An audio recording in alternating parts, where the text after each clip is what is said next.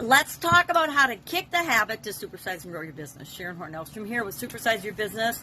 And to coincide with our annual challenge, the BU 365-day challenge, to do one thing every day that improves us this year, today's topic is habits, and primarily bad habits. We want to break bad habits and create good habits in our life. To me, good habits are habits that move us toward what we want in our life. Bad habits are habits that move us away from or prevent us from getting what we want in our life. When it comes to growing and building and supersizing our business, that's really, really important. It's why we create processes and systems in our business to create predictable results. So, kick the habit. This idiom has been around in use since the 1900s. The accurate origin of it isn't really available. I searched the internet, and the internet basically says, hey, we're not really sure where this came from. People have had habits since people have been people, and their minds have been functioning as, and working, so they're not sure where it originated and where it came from. But since the 1900s, it's meant to get rid of something. Kick meaning to get rid of, to kick it out of here. Kick the ball means to get rid of the ball, kick it away from yourself. So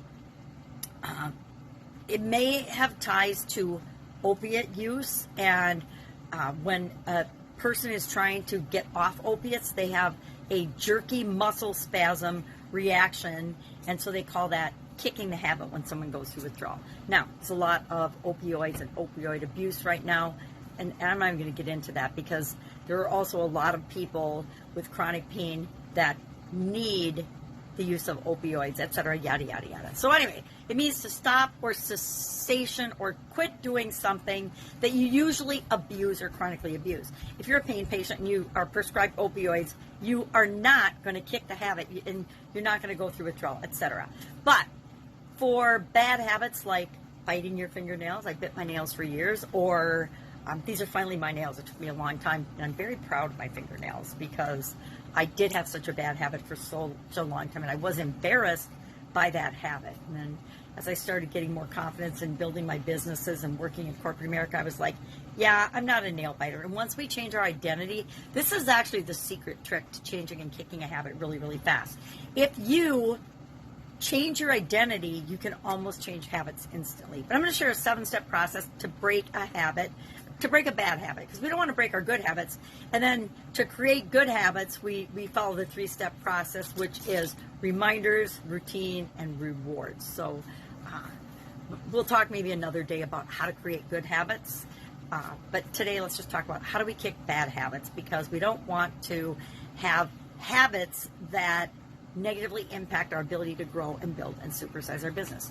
Just read, and I actually didn't read the article because I was like thinking, duh, when I saw the headlines yesterday about wasteful, useless meetings. And, excuse me, that's an example in our businesses where we can waste time, energy, and resources. And one of the biggest ways to do that is by having unnecessary meetings where people from all different departments and things come together in a physical location, and we don't have an agenda, or we don't have a productive meeting. Now, I contend that productive meetings can be one of the most valuable uses of your time and energy for your company, building relationships, mapping out plans and strategies, and getting everyone's alignment and agreement on it.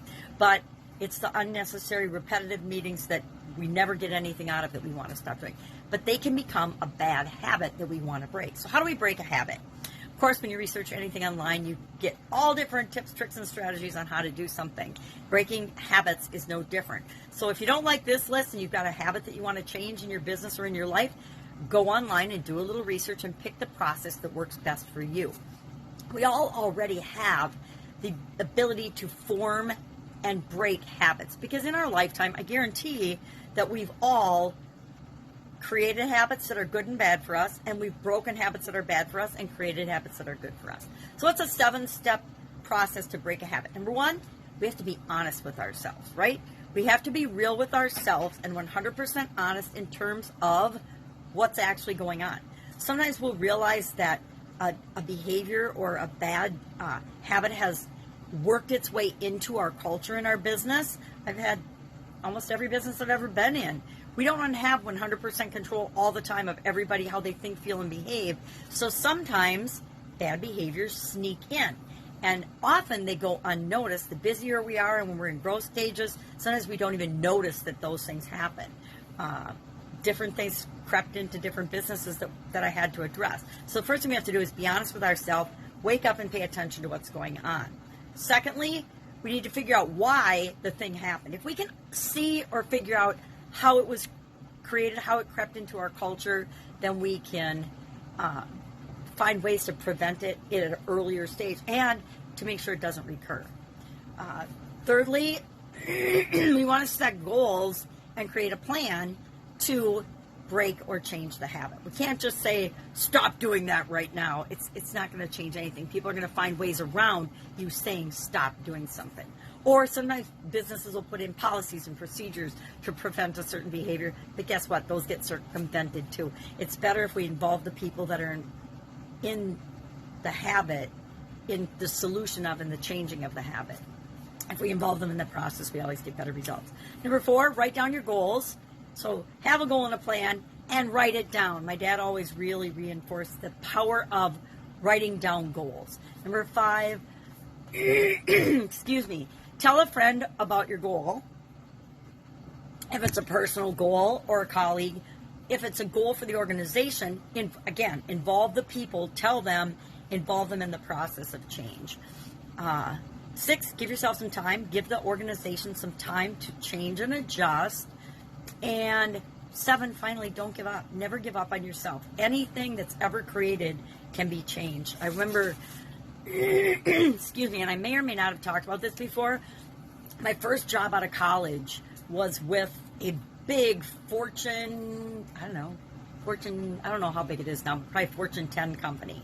And it was a very, very big company, and I was hired on in a management capacity to manage teams there. And one of the first things, and I and a bunch of other new college graduates were hired, and our frontline management position, one of our directives was to change a really bad habit that the teams had fallen into. Now, it was a traditional union environment, and the teams were set up that everybody could work everywhere on the different department, or the floor, manufacturing floor, we were manufacturing. But they had fallen into a habit of being a half an hour on the floor and then a half an hour off the floor and in the break room. Half an hour on, half an hour off. And one of the first things we were charged with as new managers was to change that habit, right? Change the system of basically people worked half a day and every half hour they switched off. It was incredible to observe, especially as a person that had owned my own business and was just coming out of school. But the most interesting part was that as new managers, our first problem, our first challenge was to change a behavior that had happened over probably a decade or more, maybe longer, and a culture that was very, very difficult to change. But we successfully made that happen. But we did it by doing things like I mentioned, involving the people and explaining, hey, listen, if you're only working half a day, should we really pay you for a whole day? We talked about what were some of the ways we could solve that problem. We could reduce the team sizes so that there were just enough people to cover for actual legal breaks, etc. So it was an interesting one, but I learned a lot about company culture, about interpersonal communications and building relationships and personal development and doing what's right, etc., and how to make tough changes in an organization and a culture that had been very well ingrained. And they weren't created with malice or bad intent. They were just habits that formed over time because they could, right? If that makes sense. So there were like little interpersonal agreements to, you work on the floor a half hour, then go in the break room, I'll swip and swap with you. And they literally would team up at the beginning of the shift and partner with who they were going to go half an hour on, half an hour off with. It was a little bit crazy, but we figured it out. So love to hear your stories about kicking a habit. Is there a habit that you've had or don't have now, but you had for a long time that you had to kick? Or is there a habit or something going on in your organization that you would like to change, not necessarily eliminate, but change and make to get better results in your company?